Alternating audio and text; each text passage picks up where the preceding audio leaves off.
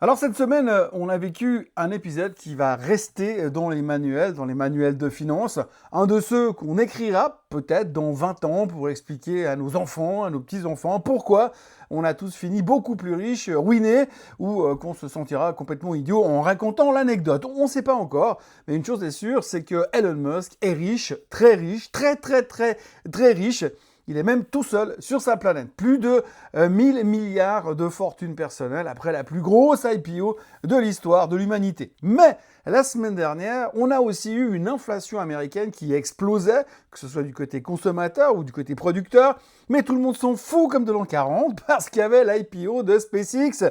Et aussi parce que Trump, l'idiot qui sert de président aux Américains, nous a encore promis la paix, l'ouverture du détroit d'Ormuz et le pétrole qui va perdre au moins $30 par baril. Mais on a aussi eu une BCE qui nous montait ses taux pendant que nous, on se prépare à se farcir leur G7 de merde. Oui, pardonnez-moi, il n'y a pas d'autre terme pour qualifier un truc qui ne sert à rien, qui ne débouchera sur rien et qui est surtout là pour affûter l'ego démesuré de Macron et de tous les flics et les douaniers de la région qui se prennent subitement pour des agents du Secret Service. Bienvenue dans ce Swiss Bliss, je suis Thomas Veillet et nous sommes le 13 juin 2026. On a du pain sur la planche, alors on y va tout de suite.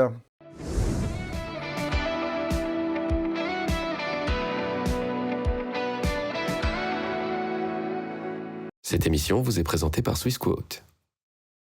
Alors avant toute chose, ce que vous allez entendre et voir dans cette vidéo n'est pas un conseil financier, c'est mon avis, mon analyse et parfois mon humeur du jour. Par contre, si vous voulez comprendre la bourse, là, vous êtes au bon endroit. On va donc commencer par l'événement qui a tout déclenché, parce que sans lui, rien n'aurait la même saveur. Bon, je vous l'avoue, je pipote un peu. Je pipote parce que l'événement en question, à savoir l'accord de paix que Trump nous a annoncé, ça fait 223 fois qu'il nous fait le coup. Mais ce qui est fou, c'est que ça marche à chaque fois. Donc, le clown de la Maison-Blanche, Donald Trump, a posté sur Truth Social, encore une fois, qu'il a annulé ses frappes qui devaient faire très mal à l'Iran. Le gars nous a de nouveau fait un backpedaling dont il a le secret, et un nouvel accord est annoncé tout soudain, presque maintenant, là, tout de suite, bientôt. Un accord qui serait approuvé par toutes les parties. Il ne resterait que des détails à régler. La signature pourrait même arriver ce week-end à Genève. Et paf, c'est encore pour nous. Et le détroit d'Ormuz va rouvrir, et le pétrole va baisser, et l'inflation va revenir sous les 2%. Et les taux, bien sûr, ils vont baisser, blablabla. On connaît l'histoire. Alors là, petite pause, temps mort. Si vous avez l'impression d'avoir déjà lu cette phrase quelque part, c'est normal. C'est à la louche la 30e fois qu'on nous annonce un accord imminent depuis le début de cette guerre. Mais là, cette fois, on est sûr, c'est le bon. Enfin, normalement. Hier, il y a même un responsable de l'administration Trump qui a confié, sous couvert de l'anonymat, comme toujours, quand c'est du sérieux, qu'un accord avec l'Iran pourrait être signé dans les prochains jours. Le deal en question, un Memorandum of Understanding, prévoirait la réouverture du détroit d'Ormuz et le démantèlement du programme nucléaire iranien. En échange, l'Iran récupérerait des allègements de sanctions et le dégel de ses avoirs. Mais attention, seulement si elle délivre réellement. Mais on s'autorise à penser dans les milieux autorisés. Alors ça, c'est encore un autre truc. Les milieux autorisés, vous y êtes pas, vous, S'autorise à penser dans les milieux autorisés qu'un accord secret pourrait être signé prochainement entre les deux pays. Et là alors, le détail qui vaut tout l'or du monde, ce même responsable a chiffré lui-même la probabilité de la signature. Au début, il a dit 75%, maintenant c'est plutôt 80-85%, mais en tout cas, pas 100% parce que le système iranien est très compliqué et a traversé des fractures internes. C'est pas moi qui le dis, c'est le mec de la Maison-Blanche. Autrement dit, on a un pourcentage de confiance officielle donné à la louche par un type qui veut même pas être cité. Et pendant ce temps-là, le Premier ministre pakistanais, Shehbaz Sharif, médiateur dans ce dossier, affirme qu'un texte final a été trouvé et que la paix n'a jamais été aussi proche. Le ministre des Affaires étrangères iranien dit la même chose de son côté. Trump, lui, a annoncé jeudi dans le bureau ovale qu'on avait conclu un grand règlement de la guerre sous réserve de la finalisation des documents. La formule magique qui permet de dire qu'on a un accord sans vraiment en avoir un. Sauf que l'agence iranienne MER a publié de son côté 14 prétendues clauses du texte, levée des sanctions pétrolières, fin du blocus naval américain, déblocage des fonds iraniens, et tous les officiels concernés ont démenti ces fuites. Trump est même allé jusqu'à écrire furieux que ce qui circule publiquement n'a rien à voir avec ce qui était convenu par écrit. Cerise sur le gâteau côté terrain, le ministre israélien de la Défense a déclaré que Tsahal ne se retirerait pas du Liban, de la Syrie, de Gaza, ni du nord de la Cisjordanie. Washington répond que ça ne pose pas de problème parce que personne ne renoncera à son droit à l'autodéfense, ce qui traduit en langage normal veut dire que tout le monde signe un accord de paix tout en continuant quand même de se foutre sur la gueule comme avant. Bref, un pourcentage de confiance donné au pif par un anonyme, 3 pays qui disent c'est fait sans rien signer, des fuites démenties par tout le monde, et l'armée israélienne qui annonce qu'elle ne bouge pas le jour même où on célèbre la paix la plus proche de l'histoire. Et puis alors, accessoirement, ce qui est génial, c'est que ces tarés d'ayatollahs qui sont au pouvoir en Iran veulent rester au pouvoir et qu'on se retrouve à la case départ, là où on était le 27 février. Alors peut-être il y aura moins de risques nucléaires, mais tout le monde est content. La répression pourra continuer en Iran et les femmes continueront de se faire piétiner par ces malades mentaux. On prend donc les paris pour dire qu'on va remettre tout ça sur le métier dans 6 mois. Mais bon, ce qui est bien, c'est que les marchés ont pu terminer au plus haut de la semaine et le pétrole au plus bas, ce qui a donc permis de diminuer drastiquement l'impact des chiffres de l'inflation qui sont sortis cette semaine. Puisque oui, l'inflation est forte, mais avec le baril qui va descendre à $50, tout le monde s'en fout. Reste donc plus qu'à que le Détroit réouvre et que les stocks se remplissent et que tout redevienne comme avant dès lundi matin si possible. Donc oui, le CPI est sorti à 4,2%, le PPI à 6,5%, mais comme le baril est à $84, tout va bien. Si ça se trouve, Warsh n'aura même pas besoin de monter les taux puisque tout va tellement bien. Et les taux se sont détendus presque de 10 points de base sur la courbe durant la semaine. Une phrase, un post Truth Social, une promesse à 2 balles, la 223e du trimestre, et toute la planète finance fait un backflip synchronisé. Et maintenant, le morceau d'histoire de la semaine. SpaceX est entré en bourse. Pas une IPO comme les autres, la plus grosse introduction en bourse de toute l'histoire du capitalisme. 75 milliards de dollars qui ont été levés. Tout a été dit sur le sujet. J'ai même été invité en Belgique jeudi soir pour en parler et dans Forum hier soir à la radio. C'est le sujet du moment. Une valorisation de 1770 milliards de dollars au prix d'introduction de 135 dollars et une demande tellement délirante que les particuliers, à eux seuls, ont déposé pour 70 milliards de dollars d'ordre d'achat, soit 2,4 fois le montant total de la précédente plus grosse IPO de l'histoire, Saudi Aramco. Posons donc juste les chiffres sans anesthésie parce qu'ils racontent quand même une histoire nettement plus brutale que n'importe quelle opinion. 18,7 milliards de chiffre d'affaires, 1770 milliards de valorisation. Vous faites le calcul, c'est 95 fois les ventes. Pour comparer, Apple se paye environ 8 fois ses ventes, Microsoft 13 fois, Nvidia entre 20 et 30 fois selon l'humeur du marché. SpaceX n'est pas dans une autre catégorie, elle est dans une autre galaxie, ce qui pour une boîte de fusée est au moins cohérent avec son business plan. Et le plus savoureux, c'est l'écart entre les justes valeurs des experts. Il y a les prudents qui disent 780 milliards, il y a les ayatollahs de la valorisation qui disent c'est 1200 milliards, il y a Goldman Sachs et Morgan Stanley qui ont géré l'émission et qui ont fixé le prix à 135 $ l'action, qui disaient 1700 milliards, et à la clôture d'hier soir, à 160 $ et des brouettes, on disait plus de 2000 milliards de capitalisation boursière. Quand les meilleurs spécialistes de la planète divergent du simple au triple sur la valeur d'une entreprise, on n'est plus en train de valoriser une boîte d'un point de vue financier, on est en train de valoriser une religion. Le camp des croyants met Starlink en avant. Plus de 10 millions d'abonnés, des marges EBITDA supérieures à 60%, des marges de logiciels sur un business d'infrastructure spatiale et des enthousiastes qui disent 300 millions d'abonnés Starlink en 2036. Bon, ce qu'ils disent pas, c'est que le prix n'arrête pas de baisser. Et puis il y a aussi l'IA. SpaceX a avalé XAI en février et vient de signer avec Anthropic et Alphabet un contrat de location de capacité de calcul d'environ 26 milliards par année. Et Musk veut multiplier cette capacité par 100. Faites le calcul. 2600 milliards de revenus potentiels de location de compute. Et puis il y a Starship. Si la fusée totalement réutilisable tient ses promesses, le coût du kilo en orbite passe de plusieurs milliers de dollars à quelques centaines. Et SpaceX ne domine plus le marché du lancement spatial. Elle est le marché du lancement spatial. Il faut aussi parler bien sûr du traumatisme générationnel, du FOMO, le Fear of Missing Out. Depuis 15 ans, tous ceux qui ont dit trop cher sur Amazon, Netflix, Tesla, Nvidia se sont fait littéralement broyer par le système. Donc, le marché s'est construit une religion en une phrase « J'ai raté Tesla, je ne raterai pas SpaceX ». Et cette phrase-là, c'est la plus dangereuse de toute la finance, parce qu'elle vaut aujourd'hui plusieurs centaines de milliards de primes psychologiques intégrées dans le prix. Maintenant, retournons le télescope, parce que les baissiers, eux aussi, ont une évidence que tout le monde fait semblant de ne pas voir. SpaceX perd de l'argent, 4,9 milliards de pertes en 2025. Elle n'a jamais été profitable et elle entre en bourse à 1770 milliards. C'est la première fois dans l'histoire du capitalisme qu'une entreprise déficitaire débarque directement dans le top 10 mondial des capitalisations boursières.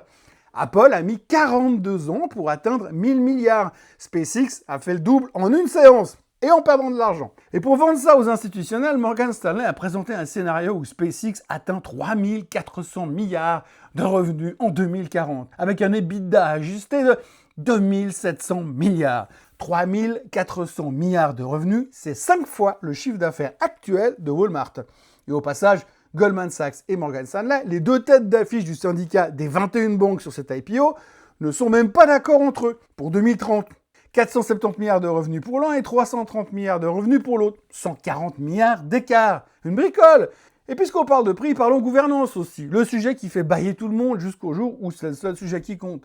Yumi Narita, qui est la directrice de la gouvernance de la ville de New York, qualifie la gouvernance de SpaceX de « unprecedentedly bad », d'une nullité sans précédent. Concrètement, Musk garde 82% des droits de vote, vous apportez des capitaux, et lui, il garde des clés. Et si demain, il a envie de mettre 300 milliards dans une colonie martienne au lieu de verser un dividende, eh ben vous savez ce qu'il vous reste à faire? Ouais, vous taire. Et Musk, aussi génial soit-il, reste un homme avec un compte X actif à 3h du matin, 6 autres entreprises à gérer, et une espérance de vie de mammifère.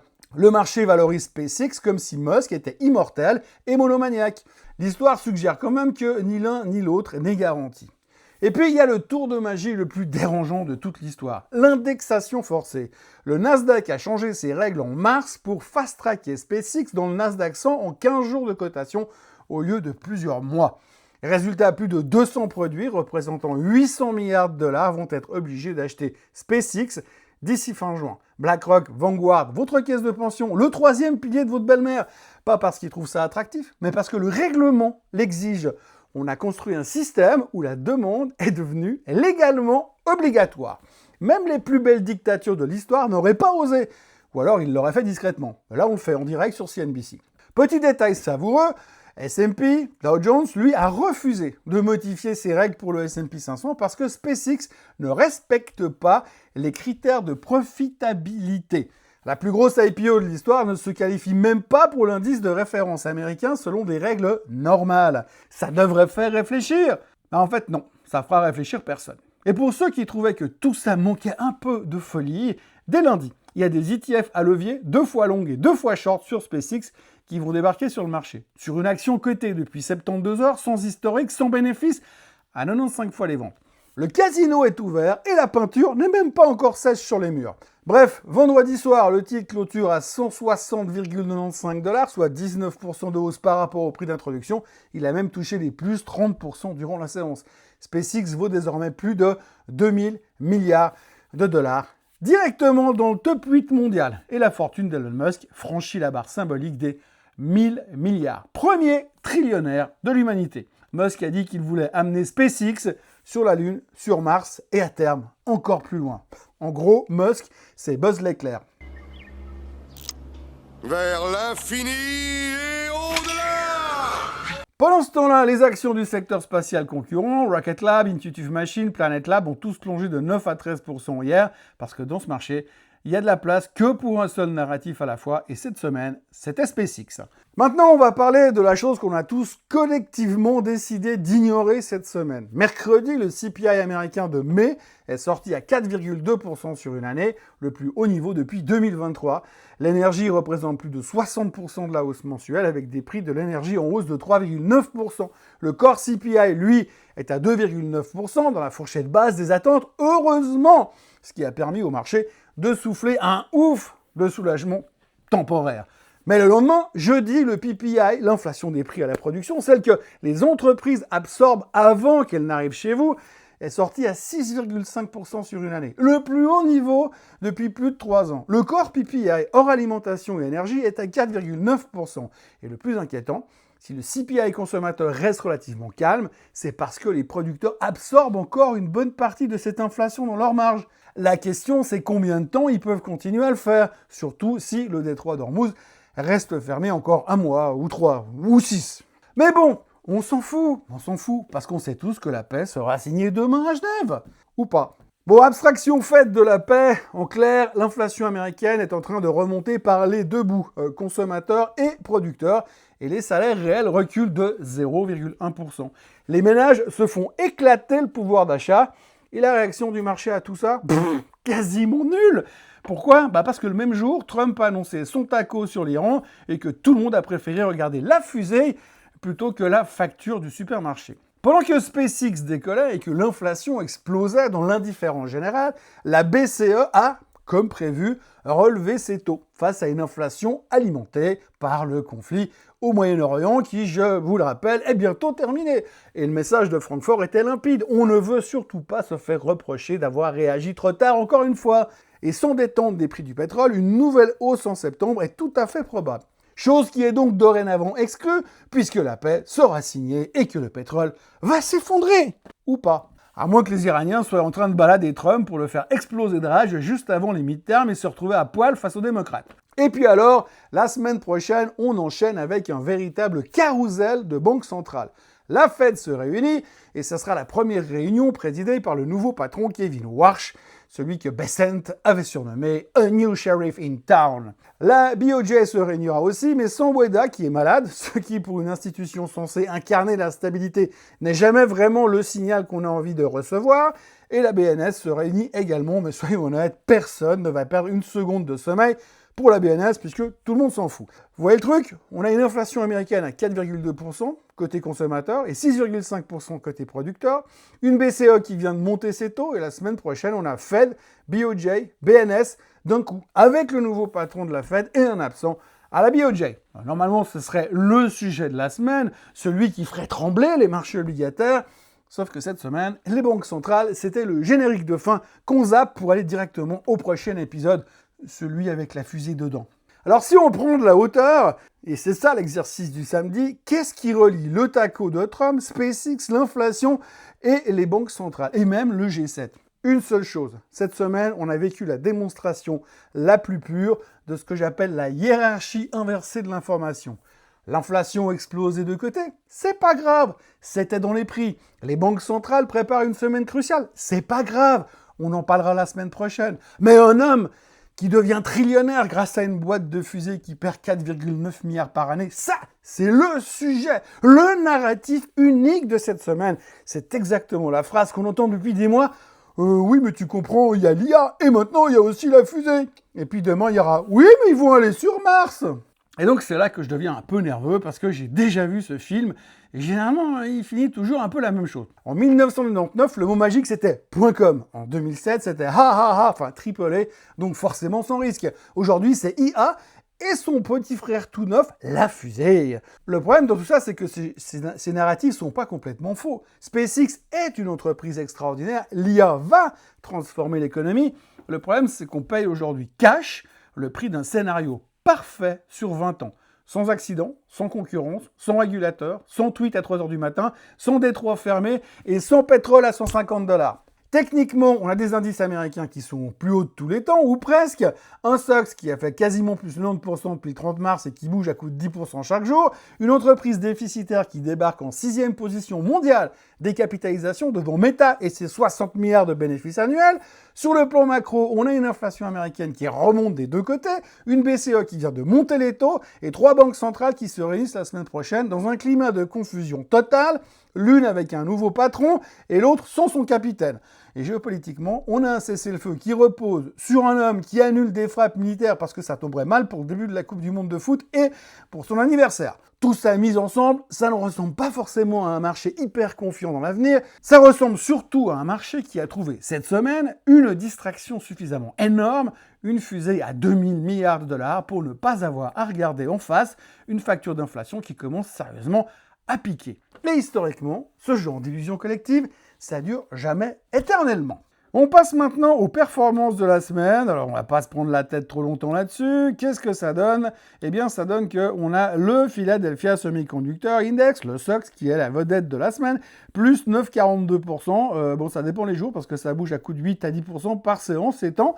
De l'autre côté, vous avez le pétrole qui perd 6,25%, évidemment, puisque la paix arrive. L'or qui baisse aussi parce que les taux sont un peu trop élevés à notre goût, qui perd quand même 2,9%. Le DAX qui termine en baisse, le Nikkei qui termine en baisse malgré une fin de semaine assez spectaculaire. Et puis le S&P 500 qui, au milieu de tout ça, est en hausse de 0,65%, donc au plus haut de la semaine quand même. Nasdaq plus 0,7%, avec l'IPO de SpaceX, le CAC qui reprend 1,61%, la Suisse qui s'envole avec 2,39% de performance cette semaine, et le Bitcoin qui tente quelque chose comme un espèce de rebond avec 4% de hausse sur la semaine.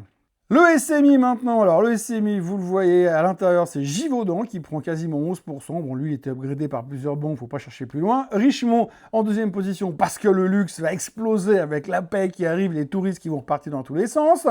Et puis autrement, de l'autre côté, Logitech était un petit peu sous pression, mais ça c'est dû à sa performance récente. Et puis l'approche des niveaux qui sont toujours assez difficiles pour Logitech de passer par-dessus. Et autrement, le reste, il n'y a pas grand-chose à dire. On citera quand même ABB qui est en baisse malgré des commentaires relativement positifs à droite et à gauche. Et puis l'UBS qui reprend 3,37% parce que le Conseil fédéral semble vouloir assouplir ses réglementations. Passons maintenant au chart de la semaine, on va faire ça rapidement. Vous voyez la Suisse qui va hyper bien. La Suisse est en train de développer une tendance haussière quasi parfaite à l'intérieur de son range latéral qu'on a ici. Donc là, on a la tendance qui se dessine là. Vous voyez le range latéral qui passe par ici, par les 14 150, 14 200 et un gros support tout en bas. Vous voyez qu'à chaque fois qu'on revient là-dessus, eh bien, c'est des bonnes opportunités d'achat. Donc, le SMI, depuis ses plus bas du milieu du mois de mars, eh bien, a déjà quasiment repris plus de quasiment les 12 200 à 13 700, 1500 points de hausse. Et là, techniquement, on est en train de partir gentiment pour aller chercher les plus hauts historiques au-delà des 14 000 points sur l'indice helvétique. Le S&P 500, vous voyez qu'on a été tapé, mais alors pile poil la moyenne mobile des 50 jours, la ligne bleue ici, hein, vous voyez qu'on est juste revenu, mais exactement c'est le cas d'école d'analyse technique, on est revenu juste là où il fallait, et puis là on est reparti pour aller chercher les plus hauts là aussi, on clôture au plus haut de la semaine après pas mal d'hésitations. Si on arrive à pousser cette séance pourrie qu'on a eue là à l'époque, eh bien c'est reparti comme en 40 sur le S&P 500. Le Nasdaq qui remonte également, même configuration technique, on n'a pas été chercher tout en bas la moyenne mobile des 50 jours ici, mais l'idée y était un petit peu, on est revenu chercher les 28 500 et puis on est reparti aussi grâce à ce qui s'est passé sur la tech ces derniers jours et surtout sur l'arrivée de SpaceX, mais attention au rebalancement qu'il va y avoir ces prochains jours sur le Nasdaq, comme on l'a expliqué tout à l'heure, avec l'intégration de SpaceX qui va se passer dans les 15 prochains jours et donc il faudra dégager certaines positions pour pouvoir laisser rentrer la boîte à fusée. Je vous le disais tout à l'heure, le Semiconductor Index qui va dans tous les sens. Vous voyez les mouvements qu'on a quand même ces derniers temps, c'est assez impressionnant quand vous regardez l'amplitude des mouvements. Là, on a un moins 10,6. Là, on a été à un moment donné aussi, on était quasiment en baisse de 1000 points. On a tout récupéré dans la séance. La semaine dernière, on a encore eu des journées absolument délirantes. On finit quand même au plus haut de la semaine sur le SOX, c'est pas très loin. Et des plus hauts de tous les temps, c'est du délire absolu. La France qui va bien parce qu'on parie sur le fait que le tourisme va revenir et quand le tourisme va revenir, qui c'est qui bénéficie de tout ça? Eh bien, c'est le luxe, bien sûr. Donc, la France termine une semaine fantastique et en plus, il y a le G7 à Évian. Ça va être absolument génial. C'est tellement beau ce que Macron est en train de faire.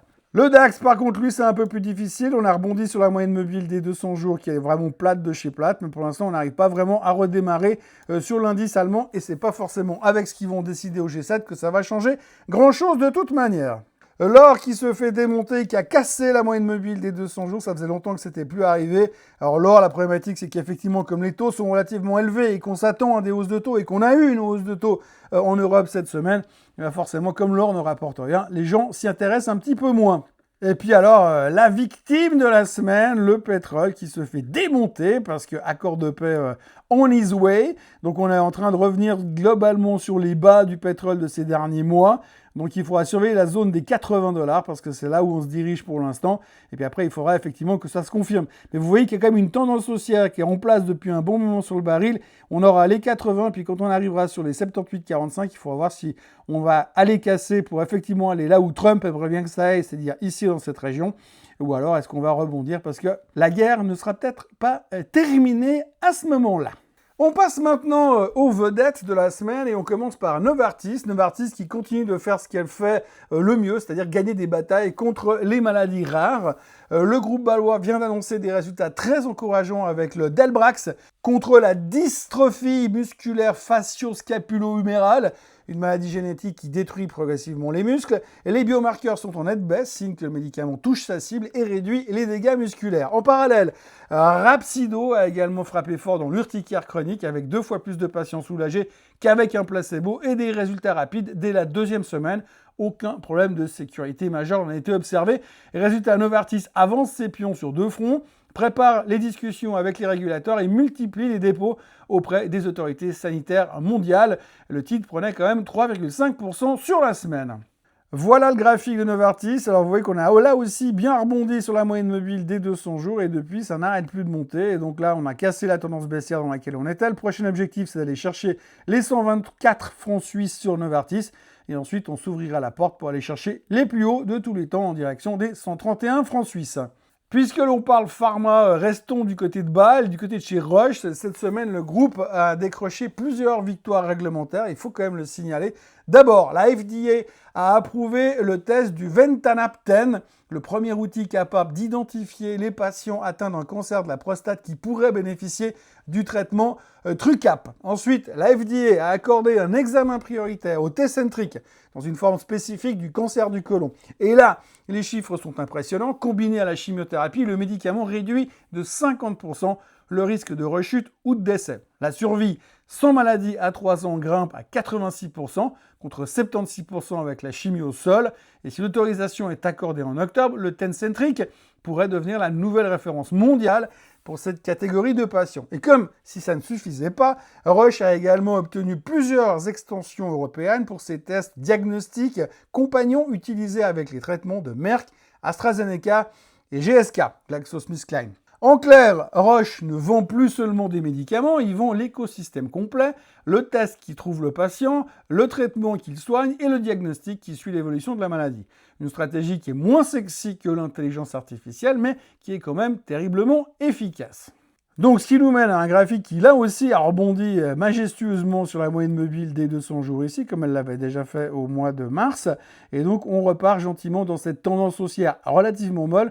On aimerait bien voir quand même à un moment donné une petite accélération pour retourner en direction des 350 balles. Ça prendra du temps, mais on ira, et on ira aussi ici, certainement, en tout cas, aux directions des 380 dans pas si longtemps que ça, de nouveau, à mon sens. Autrement, toujours dans les vedettes de la semaine, on notera que Nestlé a viré 300 personnes en France chez Nespresso. Richemont, c'est la star du moment parce que les touristes vont revenir dépenser de l'argent vu que la guerre est finie. Et Givaudan est la star de la semaine absolue parce que tout le monde l'upgrade dans tous les sens, surtout Deutsche Bank. Et puis, l'UBS se détend parce que le Conseil fédéral pourrait revoir ses exigences de fonds propres à la baisse. Pourrait, conditionnel, c'est même pas sûr. On passe maintenant en vrac de la semaine où on a Temenos qui a renforcé son activité dans le domaine de la gestion de fortune et les solutions intégrant l'IA avec le rachat du Zurichois Additiv. Cardex a fait un profit warning pour le premier semestre 2026, assorti d'une modération de son ambition en matière de rentabilité pour l'ensemble de l'exercice. Le groupe Zurichois a quand même reconduit sa feuille de route à plus long terme. Idorsia a contracté un emprunt d'1/4 milliard de dollars pour dégager son horizon financier à brève échéance. Sentiel s'est envolé après avoir signé un accord de distribution d'une durée de plusieurs années aux États-Unis. Adecco a été downgradé par une banque américaine. Givaudan a été upgradé par tout le monde cette semaine, comme je vous l'avais dit. X-Life était fortement recherché. Une des entreprises dans laquelle la société compte une participation, Veraxa Biotech, va entrer au Nasdaq. Et Implenia a annoncé le rachat d'une entreprise allemande de génie civil. Cosmo a annoncé le lancement par son partenaire de distribution indien Glenmark Pharmaceutical via sa filiale Neuchâtelois Specialty de sa crème contre l'acné qui s'appelle Winlevi, autrement dit le Clascoterone en Europe. Les valeurs liées au tourisme, au luxe, se sont donc enflammées en fin de semaine parce que la paix arrive, Trump est le sauveur, Last Minute était en hausse, mais aussi Avolta, l'aéroport de Zurich, Richemont et Swatch. Et si rien n'est signé demain, on prendra les bénéfices la semaine prochaine. C'est quand même hallucinant comment un accord non signé peut régler tous les problèmes du monde en 15 minutes.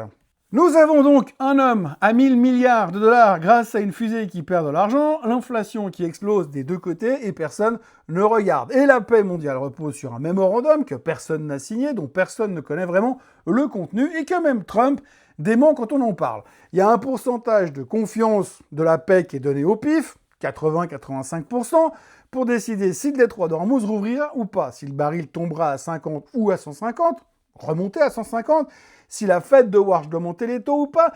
Et la semaine prochaine, on enchaîne donc avec Fed, BOJ, BNS, avec un nouveau shérif qui n'a jamais tiré un coup, un absent au poste de commande et un G7 à 2 pas de chez nous qui va surtout nous apprendre que les ronds-points de Genève, eux, sont définitivement fermés. Donc, si demain le deal est signé, tout le monde aura eu raison, on fêtera la paix en grande pompe et personne ne se souviendra qu'on a ignoré un PPI à 6,5%. Et si demain, le deal n'est pas signé, on prendra nos bénéfices ce soir et on se dira que c'était dans les prix et on remettra ça la semaine prochaine, version 224. En attendant le prochain délire de Trump qui aura fêté ses 80 ans avec une compétition de MMA avant de venir serrer la main du petit président Macron à Évian la semaine prochaine. Dans les deux cas, Musk, lui, sera toujours trillionnaire. Et nous, on sera toujours là samedi prochain, mais aussi lundi pour un nouveau Morning Bull Live et aussi pour le Swissquote Trading Day de mercredi prochain. Enfin, si j'arrive à aller à Lausanne. Allez, bon week-end à tous et n'oubliez pas, à Genève, cette semaine, le seul accord qui sera vraiment signé, c'est celui qui vous interdit de prendre votre voiture. Bye bye, bon week-end, à lundi. Ce contenu est informatif et éducatif destiné aux personnes connaissant les marchés financiers. Il ne constitue pas un conseil en investissement, juridique ou fiscal. Le trading et l'investissement comportent des risques, notamment la perte de capital. Les CFD et actifs numériques sont volatiles et ne conviennent pas à tous. Swissquote décline toute responsabilité quant à l'exactitude du contenu ou aux pertes liées à son usage. Produits et services disponibles selon la législation en vigueur.